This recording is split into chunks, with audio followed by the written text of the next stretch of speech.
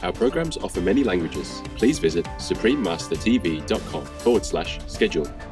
Nos programmes offrent plusieurs langues. Veuillez visiter suprememastertv.com/schedule. Nuestros programas ofrecen varios idiomas. Visiten suprememastertv.com/schedule.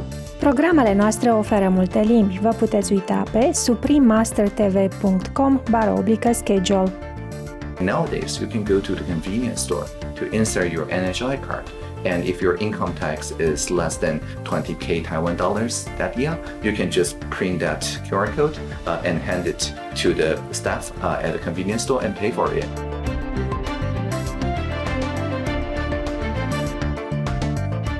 Minister Audrey Tang, Using Technology to Enhance Democracy, Part 2 of 3. Continue watching to find out more.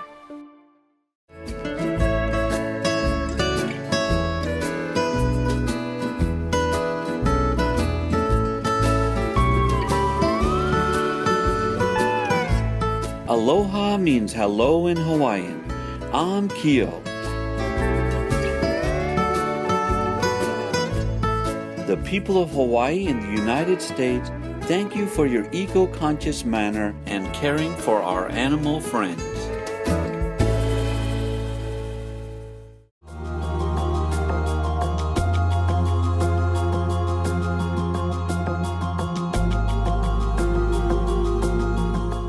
Noble viewers, welcome to part 2 of Using Technology to Enhance Democracy, featuring Minister Audrey Tang. As the Digital Minister of Taiwan, Formosa, Minister Tang uses technology in many innovative ways to serve her nation. On today's program, Audrey begins by telling us about the Presidential Hackathon, a governmental program that encourages citizens to share their ideas about social innovations. The Presidential Hackathon is a idea that we get those social innovations, and every year the president chooses 5 to give them a trophy. The trophy is a shape of Taiwan with a micro projector underneath. If you turn it on, it shows the project leaders getting this trophy from the president, and the president promising whatever you try in the past 3 months, we're committed to make it a national priority for the next 12 months.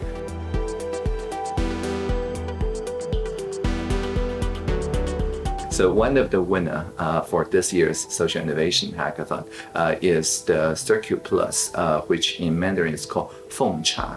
Feng Cha, or tea serving, is a very venerated tradition in Taiwan, where the shops put a very large pot of tea outside of their door for people who are thirsty to refill their cups.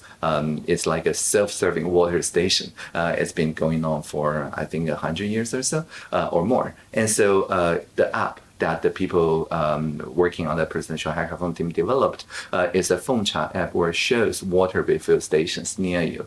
And not only is the quality of the water checked, it has a, like Pokemon Go, a progress bar that shows how many other people are doing this water refill along with you, whether you can unlock some mission and visit some special, like locally, culturally significant shops and so on, and you can collect coins that can be redeemed into the local, favorite black tea or green tea or whatever, like specialty drinks and so on. So this is a game based on not using plastic bottles, but rather using refill as a habit. Because we know that people who refill is a habit.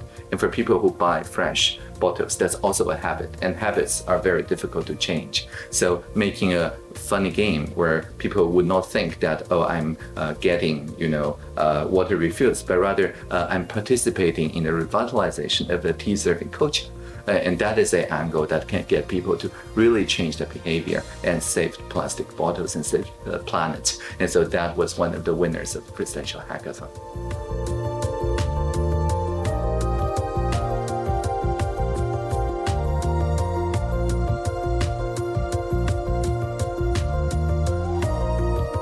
Minister Tang next shares her thoughts about artificial intelligence, AI, and open source data.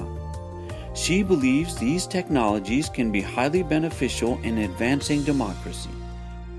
To me, AI is assistive intelligence, meaning that just like a human assistant, we would ask for their value to align with ours. And if they make some decisions or actions that seems questionable, we will require them to give a full account. So value alignment and accountability are the most important things around AI. And open source, open data are just a way to make sure that this accountability is easier to achieve.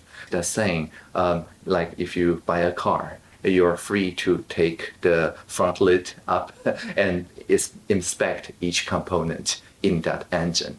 If they seal off the front lid, that means that you cannot understand why the car works. And if people do not have access to such a knowledge, they would not be able to then to reason about the mechanics or to improve upon the car. But scientific progress is based on the open access and publishing model. So if people can only be consumers and never be producers of data, of media, and so on, then we would just have an elite class that make all the decisions and other people that just follows the decisions. And that stops to be a democracy.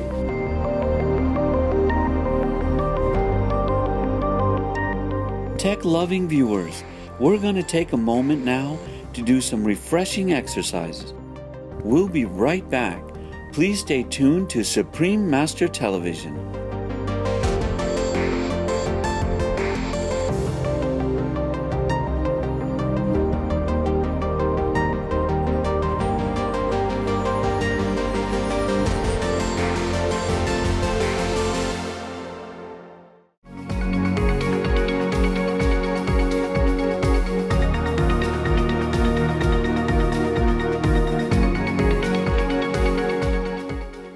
Brilliant viewers, welcome back to our interview with Minister Audrey Tang, as she explains 3 ways in which assistive intelligence, AI, is useful in governing a nation. So it's useful on 3 different areas. One is simply about saving time.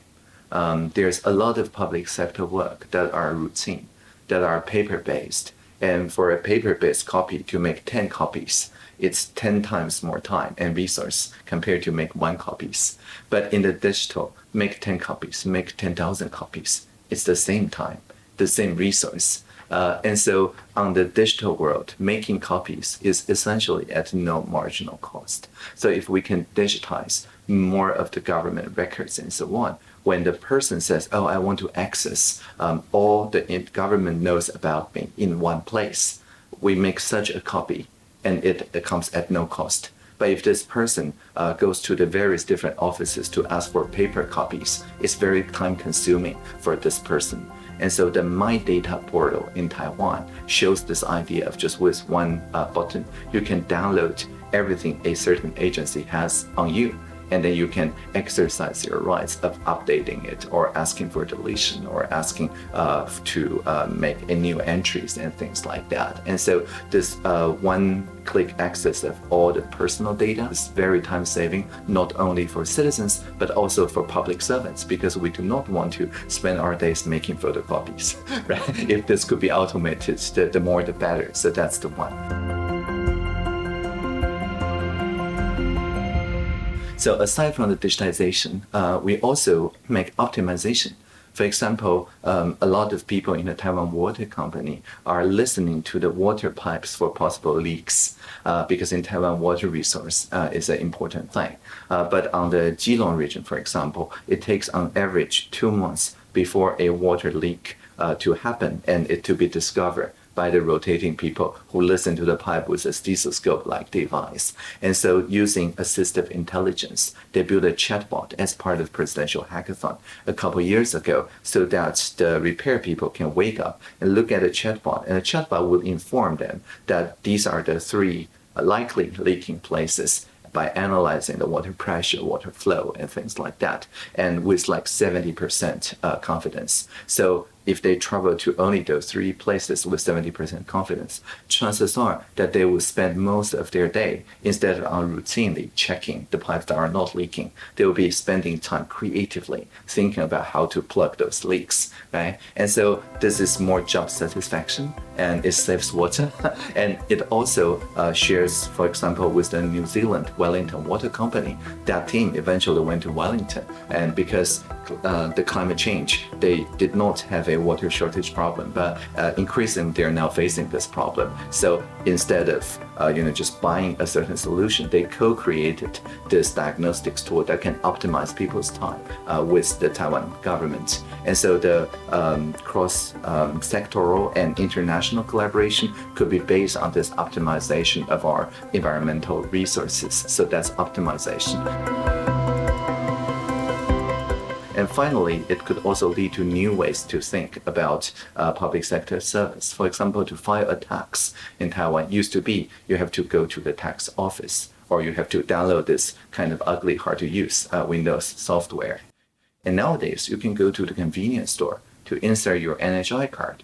And if your income tax is less than 20K Taiwan dollars that year, you can just print that QR code and hand it to the staff at the convenience store and pay for it, and that's it.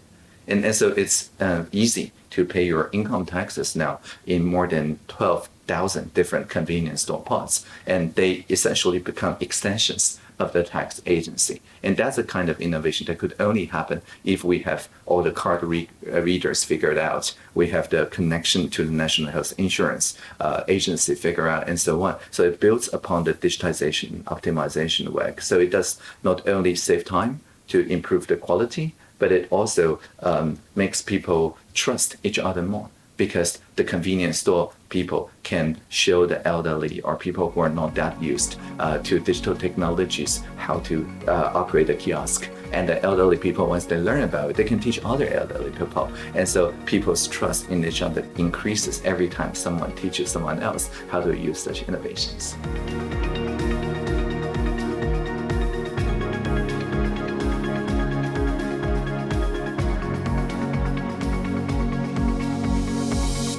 We applaud you, Minister Audrey Tang, for the innovative technologies that make people's lives easier and their jobs more interesting. May the divine bless you for your consideration of society's needs. For more information about Taiwanese Formosan Digital Minister Audrey Tang, please visit pdis.nat.gov.tw. Virtuous viewers, thank you for spending your precious time with us today.